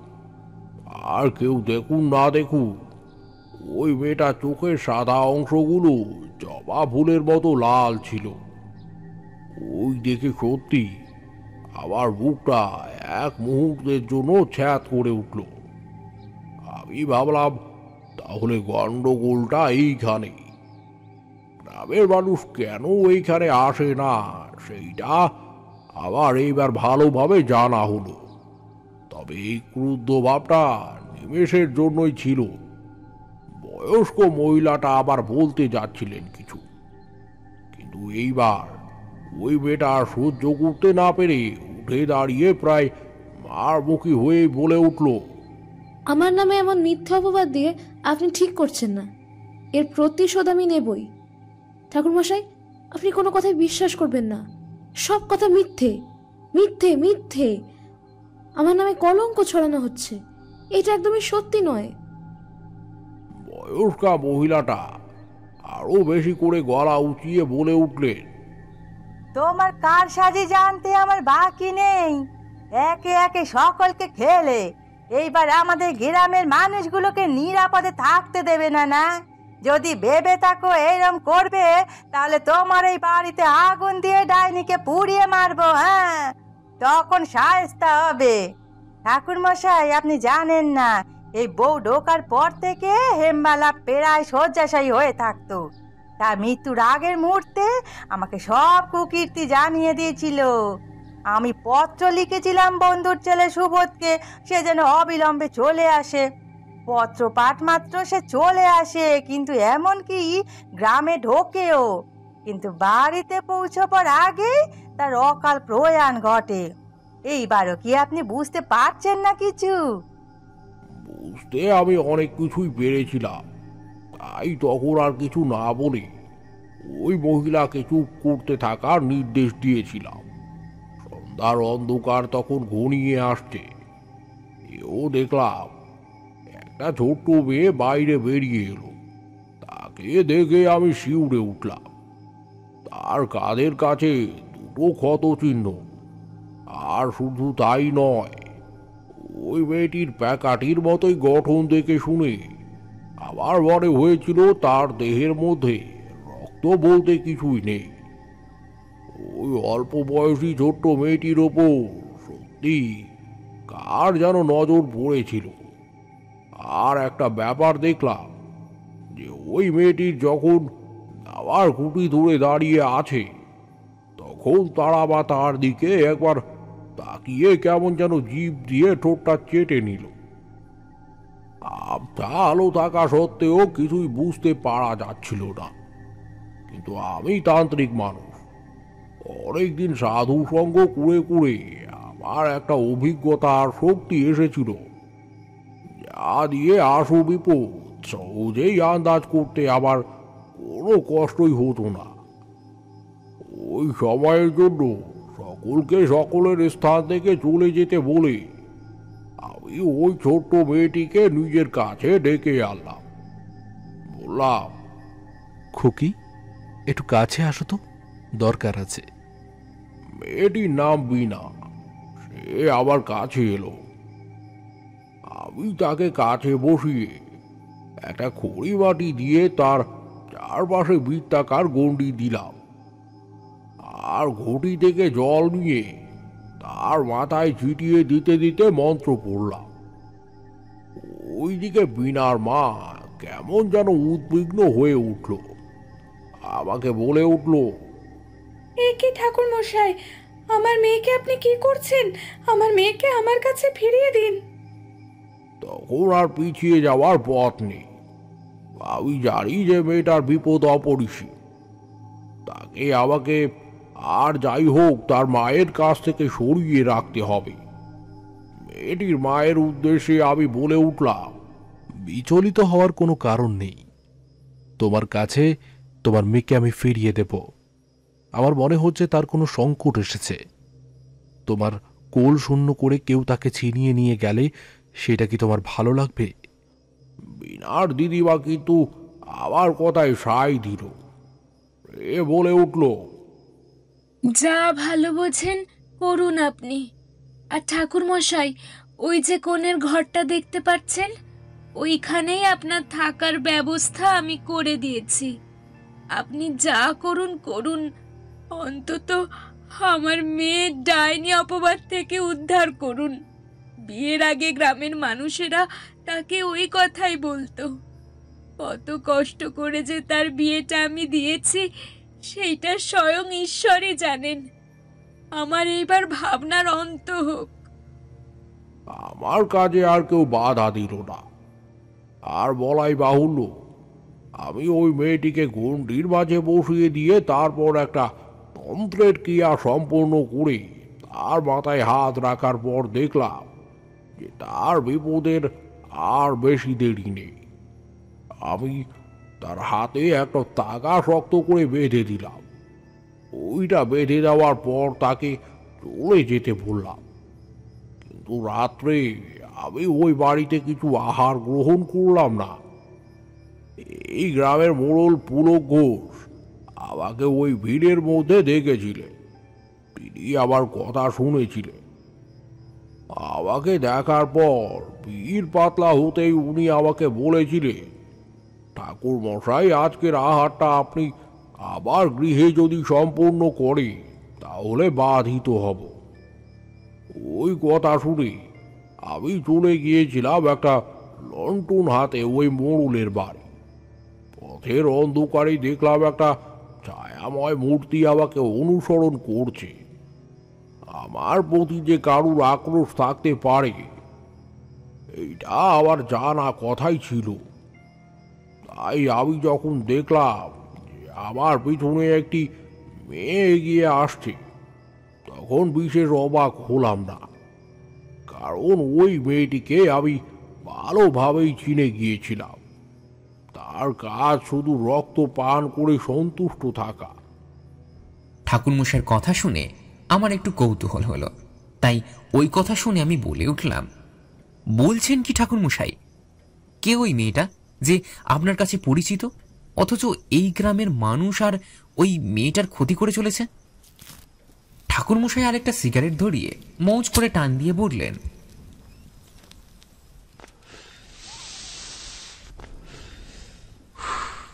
যার কথা বলছি তার ওপর নজর ছিল। গল্পটা শুনলেই জানতে পারবে। এই তো আমার সন্দেহের কারণ হয়েছিল। ওইদিকে কোনো প্রকার নজর না দিয়ে আমি চলে গেলাম গ্রামের মোড়লের বাড়ি। দূর থেকে দেখলাম লন্ঠন হাতে একজন বয়স্ক ব্যক্তি আমার জন্য পথ চেয়ে দাঁড়িয়ে আছে। মোড়লের বাড়িটা ওই চারুলতার বাড়ি থেকে অনেকখানি হাঁটা পথ। আমি পৌঁছাতেই দূরের খেজুর গাছের কাছে ওই ছায়া মূর্তিটা মিলিয়ে গেল। যে এইটা আমার নজরে এড়ালো না। মোড়লের সাথে দেখা হতে তিনি আমাকে সম্ভাষণ করে বাড়িতে ডেকে এনে দাওয়ার ওপর বসিয়ে তারপর প্রণাম করে বললে, নমস্কার ঠাকুরমশাই, আপনি আমার প্রণাম নিন। জানি আমি আপনার থেকে বয়স্ক, কিন্তু আপনি ঈশ্বর চিন্তা করেন আর পণ্ডিত মানুষ, তাই আমি আপনাকে আমার প্রণাম জানাচ্ছি। আর আপনি কেন ওই বাড়িতে আতিথেয়তা গ্রহণ করেছেন ওইটা কি আমি জানতে পারি? ওই বাড়িটা যে বড্ড অপয়া। হ্যাঁ, দয়া করে রাত্রিটা এখানেই থাকুন না। থাকার জন্যে কিচ্ছুটি ভাববেন না, আমার অনেকগুলো আলাদা ঘর আছে, আপনি আহার করে তারপর থাকুন। হ্যাঁ, জমিয়ে গল্প গুজব করে রাত্রিটা অতিবাহিত করে দেওয়া যাবে। আমার মুখে ম্লান হাসির রেখা খেলে গেল। আমি ওনার ওই প্রস্তাবে রাজি হতে পারলাম না। তার জায়গায় বললাম, আপনাদের এখানে যেই শ্মশানটা আছে ওইটা কত দূরে শুনি? আমার একটু দরকার আছে। আমার কথা শুনে ওই বৃদ্ধ মোড়ল মশাই খানিকটা অবাক হলেন। তারপর আমার দিকে বিস্ফারিত হয়ে তাকিয়ে বলে উঠলেন, কেন ঠাকুরমশাই, শ্মশানে যাওয়ার কোনো কারণ আছে নাকি? কিছু অমঙ্গল কিংবা কেউ কি মারা গেছে? না না, এমনি জিজ্ঞেস করলাম।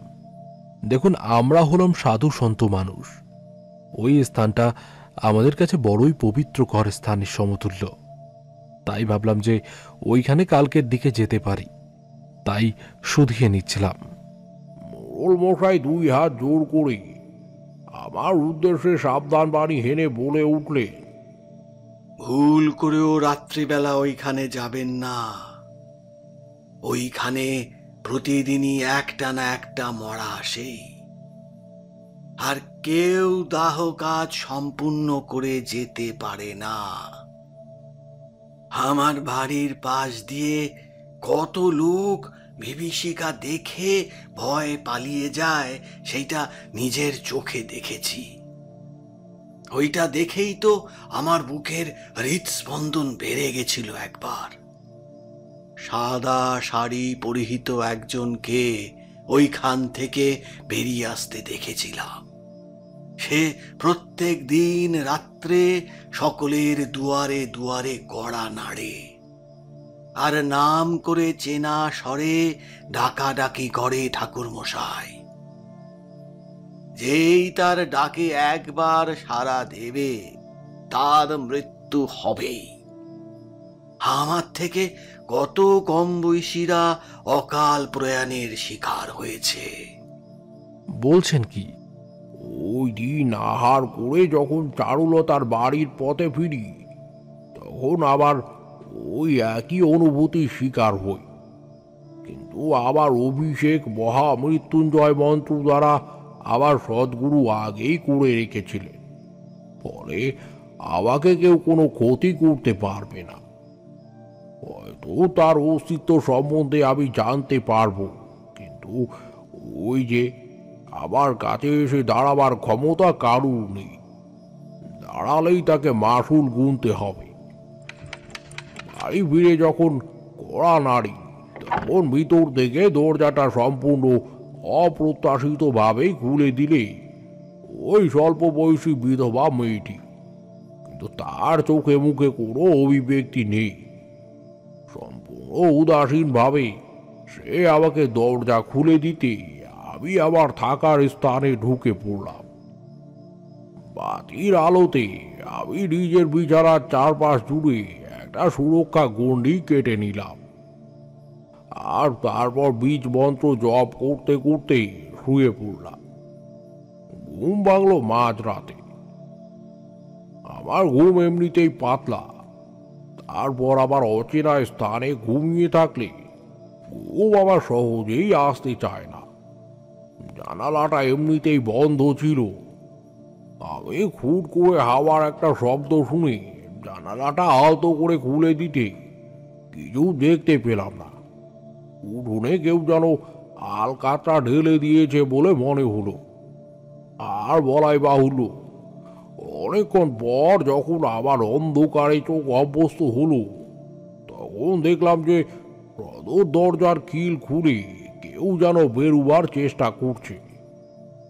তবে আমি যাকে আশা করেছিলাম সে কিন্তু নয়। তবে কে ঠাকুর মশাই? কাকে ওই সময় দরজার আগল খুলতে দেখলেন? দেখলাম অন্ধকারে দাঁড়িয়ে আছে দুইজন। একজন ওই ছোট মেয়েটা যাকে আমি ওই টাকাটা হাতের মধ্যে বেঁধে দিয়েছিলাম, অপরজন চারুলতার মা। সে ক্ষিপ্তভাবে ওই দরজাটা খুলে দিল, আর মেয়েটা হাত ধরে শূন্য মাঠের দিকে পায়ে পায়ে অন্ধকার গ্রাহ্য না করেই এমন ভাবে চলতে শুরু করলো যেন কেউ তাদের অমোঘ আকর্ষণে টানছে নিজের কাছে। আমি যেই দিকে দাঁড়িয়ে ওই দৃশ্য দেখছিলাম সেই গাঁ থেকে অনেকটা দূর অবধি দেখা যায়। ফলে এও দেখলাম যে দুইজন এলোপাথারি পথের ওপর দিয়ে পা ফেলে এগিয়ে যাচ্ছে, আর ওই পথটা শেষ হয়েছে নবীনপুর গ্রামের শ্মশানের দিকে। এইবার আবার আর বুঝতে কিছুই বাকি রইল না। আমি দরজা খুলি যেই না বেরিয়েছি, দেখলাম আর কেউ নেই।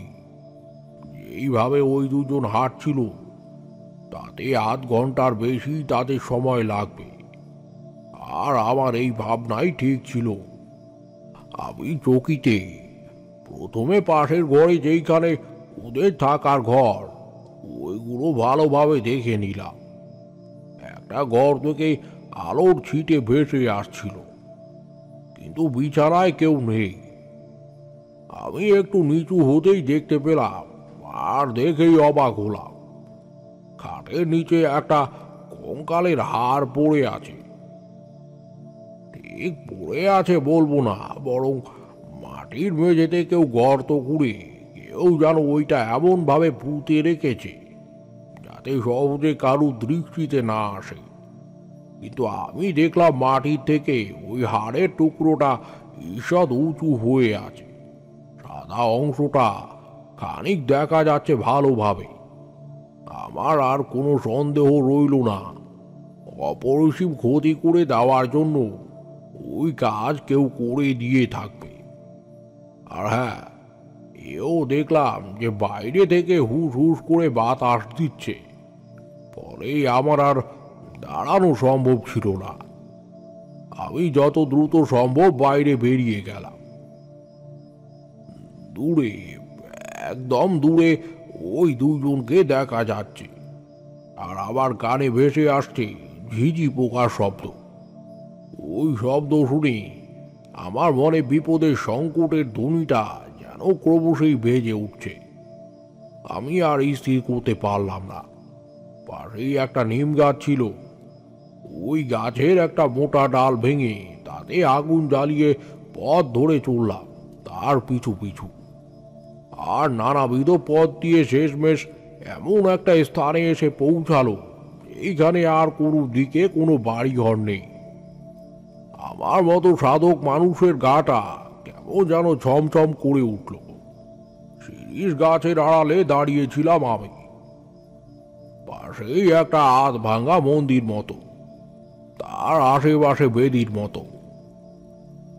তার উপরেই উঠেছে আমার অতি পরিচিত আর আমাকে নিজের বাড়িতে আহ্বানকারী সেই একমাত্র ওই মেয়েটা, যার নাম চারুলতা। কিন্তু সে তখন স্বাভাবিক মানুষ নয়। তার গমের মতো গায়ের রং, কিন্তু তখন কালচে ভাব ধারণ করেছে। চুলের বেশিরভাগ উস্কো খুস্কো। তার চোখে যেন জ্বলন্ত দৃষ্টি। কাছে এগিয়ে যাওয়া তার নিজের মেয়ের উদ্দেশ্যেই সে বলছে কাউকে ছাড়বে না। আমি রক্ত পান করে তৃপ্ত হতে চাই, কিন্তু আমি তার উদ্দেশ্য সার্থক হতে দিলাম না। দূর থেকেই বলে উঠলাম, খবরদার, তুই ওই মেয়েটার কোনো ক্ষতি করতে পারবি না আমি যতক্ষণ বেঁচে আছি। এক্ষুনি ছেড়ে দে বলছি, নইলে কিন্তু। আমার বাজকাই গলা শুনে ওই পিশাচটা এইবার আমার দিকে ভ্রুকুটি করে তাকালো। তারপর আমার দিকে আগুন দৃষ্টি হেনে বলে উঠল, আমার কোনো ক্ষতি তুই করতে পারবি না। এই মেয়েকে যখন আমি একবার বাগে পেয়েছি, আমি কিছুতেই তাকে ছেড়ে দেব না। দেখি দেখি তুই কেমন করে আমার কাছে বাধা দিস। আমি অনেকবার বাধা দেওয়ার চেষ্টা করলাম, কিন্তু ওই মেয়েটাকে কোনো মতেই বাধা দিতে পারলাম না। ওইদিকে তার ছোট্ট সন্তানের কাঁধে সে দাঁত বসিয়েছে। সে কিছু বলছে না বটে, কিন্তু ঘোলাটে দৃষ্টি দিয়ে তাকিয়ে আছে আমার দিকে এমন ভাবে তাকিয়ে আছে এইখানে তার নীরব ইঙ্গিত আমাকে জানান দিচ্ছে আমি যেন দ্রুত তাকে ওই অপয়া পিশাচের থেকে রক্ষা করি। সময় খুব কম, এই সময় আমার কিছু করার ছিল না। আমি আমার গুরুকে স্মরণ করলাম। ওই সময়ই আমার কানে কানে কেউ যেন বলে দিল ওই পিশাচের প্রাণটা আছে এইখানে কোনো গুপ্ত শিলায় বন্দি। ওইটা যদি ভেঙে গুড়িয়ে দিতে পারি কিংবা আগুনের মধ্যে নিক্ষেপ করতে পারি, তাহলে এই পিশাচ চিরকালের জন্য এই পথ ছেড়ে চলে যাবে। আমি আর সময় অতিবাহিত না করে হন্যে হয়ে সমস্ত স্থান চষে ফিরলাম। আর তারপর দেখলাম মন্দিরের গহ্বরে যেইখানে মাটির স্তূপ করা আছে, ওইখানে ওই মেয়েটার অজ্ঞাত সারেই পৌঁছে গেলাম পিছন থেকে। মন্দিরের দরজাটা বেশ মজবুত। হাতে নিভে আসা মশালটা নিয়ে আমি ওই মাটিতে পড়ে থাকা কোদাল নিয়ে খুঁড়তে শুরু করে দিলাম। আর ওই মাটি কোপানোর শব্দ তার কানে যেতেই বন্ধ দরজার ওই পার থেকে ওই মেয়েটা রুক্ষ আর জেদি কণ্ঠে আমার নামে ভয় ধরানো কথাগুলো বলছিল। কিন্তু আমি সম্পূর্ণ অবিচলিত থাকার পর ওইখান থেকে টেনে বের করলাম একটা অতি পুরনো কঙ্কালের মাথার খুঁটি। আমার নজর এও ছিল যে দরজাটা যে দ্রুত ধাক্কা দিচ্ছে সে যেন কোনো মতেই আমার নাগাল না পায়। কিন্তু আমার ক্রিয়া সম্বন্ধে ওই পিশাচটি টের পেয়ে ক্রমাগত দুই হাত দিয়ে মজবুত দরজাটা সে প্রত্যেকবার দ্রুত ধাক্কা দিচ্ছিল। আমি ওই শিলাখণ্ডটা বের করে ওইটা দেখলাম ঘুরিয়ে ফিরিয়ে। আর দেখার পর স্পষ্ট তাতে দেখলাম ক্ষুদ্র হরফে কিছু সংস্কৃত মন্ত্র লেখা আছে। আমার সংস্কৃত বেশ ভালো করেই জানা ছিল, ওইটাই রক্ষে। তাই আর বেশি দেরি না করে ও মতে একটা ধুনি জ্বালিয়ে আগুনের সামনে বসলাম। আর ধুনি থেকে গল গল করে ধোঁয়া বেরোচ্ছে। আগুনের তেজ ওই গুপ্ত কক্ষে যখন জাগিয়ে উঠেছে, তখন দেখলাম ওই পিশাচটা বাইরে থেকে ক্রুদ্ধভাবে বলে উঠছে, এই শিলাখণ্ডটা ছেড়ে দে, নইলে আমি কিন্তু সবাইকে শেষ করে দেব। কেউ আমার প্রতিশোধের আগুন থেকে বেঁচে ফিরতে পারবে না। ওইটা যেখানে ছিল সেখানেই রেখে দে, নইলে কিন্তু এতে বিপরীত হবে। আমার কাছে সর্বদা একটা মালা থাকে, ওইটা ছোট্ট করে শোধন করে তারপর আমি ওই শিলাখণ্ডের মধ্যে খোদাই করে লেখা ওই মন্ত্রটা পড়লাম। প্রথম কিছু হলো না, তারপর এক প্রকার তেজ অনুভব করলাম। আর বলা বাহুল্য যে ওই তেজের আগুনটা ধীরে ধীরে বেড়ে ওঠার পর কেউ যেন আমার কানে কানে বলে উঠল, এইবার তুমি ওই মালাটা আগুনে ফেলে দাও। আর ভূতনাথের মন্ত্র বলতে থাকো ততক্ষণ অবধি, যতক্ষণ না ওই পিশাচটা দেহ থেকে বেরুচ্ছে ততক্ষণ অবধি। আমি ওই অদৃশ্য বক্তার কথা শুনি কাজটা করতে যাব, মালাটা আগুনে নিক্ষেপ করতে যাওয়ার আগেই স্পষ্ট দেখলাম প্রবলভাবে ধাক্কাধাক্কির ফলে ওই দরজাটা ভেঙে পড়ল। মজবুত হলে কি হবে, একটা ধৈর্যের ব্যাপার আছে। আর কত সইবে ওই প্রাচীন মন্দিরের বিবর্ণ প্রায় দরজাটা। তার ওপর ওই দরজার ওপর অসুরিক শক্তি দিয়ে যেইভাবে ধাক্কা দিচ্ছিল ওই দানবটা, তাতে অন্য দরজা হলে অনেক আগেই ওই দরজাটা ভেঙে পড়তো। সে যাই হোক, আর সময় অতিবাহিত করতে হলো না, দরজাটা ঝনঝন করে ভেঙে পড়ল। আর আমার সামনে বিভৎস মূর্তি নিয়ে দাঁড়িয়ে রইল ওই দানবিক শক্তি সম্পন্ন ওই পিশাচটা, আর আমার দিকে জ্বলন্ত দৃষ্টি মেলে তাকিয়ে রইল। তার দৃষ্টিতে হিংস্রতা ছড়িয়েছিল। সে আমার দিকে আসার আগেই আমি ওই শিলাখণ্ডটা ভূতনাথের মন্ত্র বলার পর ফেলে দিলাম, আর আকাশ বাতাস বিদীর্ণ করে দিয়ে ওই পিশাচটা কেড়ে উঠলেও তার গায়ে আগুন লেগে গেল। এ এক দেখার মতো ব্যাপার। কিন্তু আগুন লাগলেও ওই মেয়েটার দেহে কোনো আঁচ লাগলো না। সব কিছু ঠিক হওয়ার পর আমি ফিরে পেলাম ওই মেয়েটাকে, যার ওপর পিশাচ ভর করেছিল। আমি ওইখানে ফিরে গেলাম গ্রামের দিকে। তখনও ভোর হয়নি, কিন্তু মোড়ল সহ আরও কয়েকজনকে নিয়ে ফিরে এলাম, আর ওরা সকলেই 3 জনকে দৌড়াদৌড়ি করে বাড়ি পৌঁছে দিল। পরদিন ভোরবেলা দেখলাম যে 3 জনের জ্ঞান হয়েছে, আর ওই চারুলতার মা যে বয়স্ক মহিলা ছিল, তিনি কিছু যেন জানেন না এমন ভাব করে তাকিয়ে রইলেন। তারপর তিনি ধীরে ধীরে বললেন, ঠাকুর মশাই, আমার কি হয়েছিল? আমার নাতনি কই? সে ঠিক আছে তো? আমি সব বিস্তারে তাকে সব কিছু জানালাম। এও বললাম যে তার মেয়ের কি হয়েছিল, কিভাবে সে ওই অভিশাপ থেকে মুক্তি পেল। শুনে সকলেই আশ্চর্য হয়ে গিয়েছিল।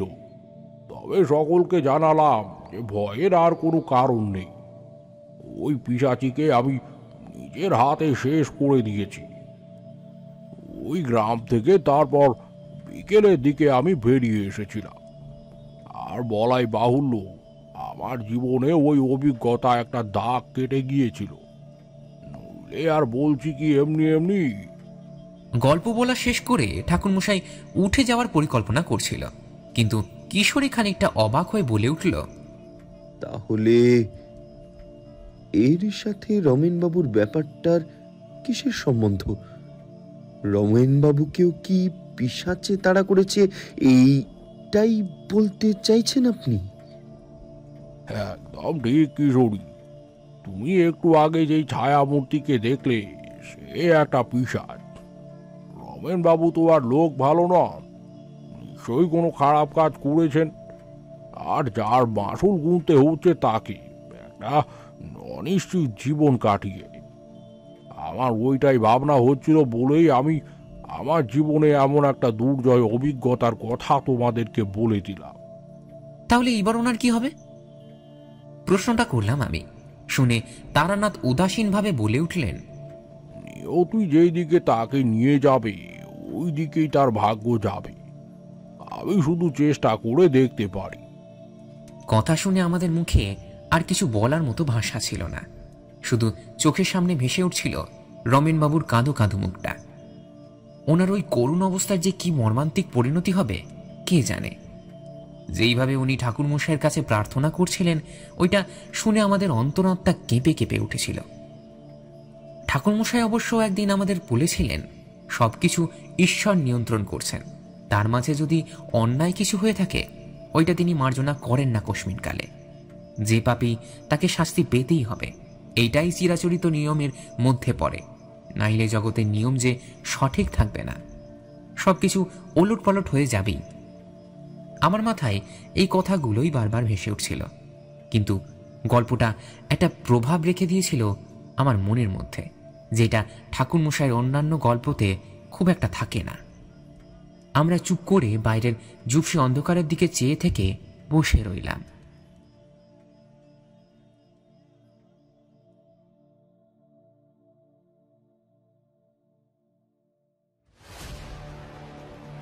এতক্ষণ শুনছিলেন লেখক অনিক চক্রবর্তীর কলমে তারানাথ তান্ত্রিক ও পিশাচ নিধন। গল্পটি আপনাদের কেমন লাগলো অবশ্যই কমেন্ট করে জানাবেন। এবং চ্যানেলে নতুন হয়ে থাকলে চ্যানেলটিকে সাবস্ক্রাইব করে পাশে থাকা বেল আইকনটি প্রেস করতে ভুলবেন না। ফিরে আসবো নতুন আরেকটি গল্পের সাথে। আপাতত আজকের জন্য আমাদের ভূত কুঠিরের দরজা এখানেই বন্ধ করা হলো। ধন্যবাদ।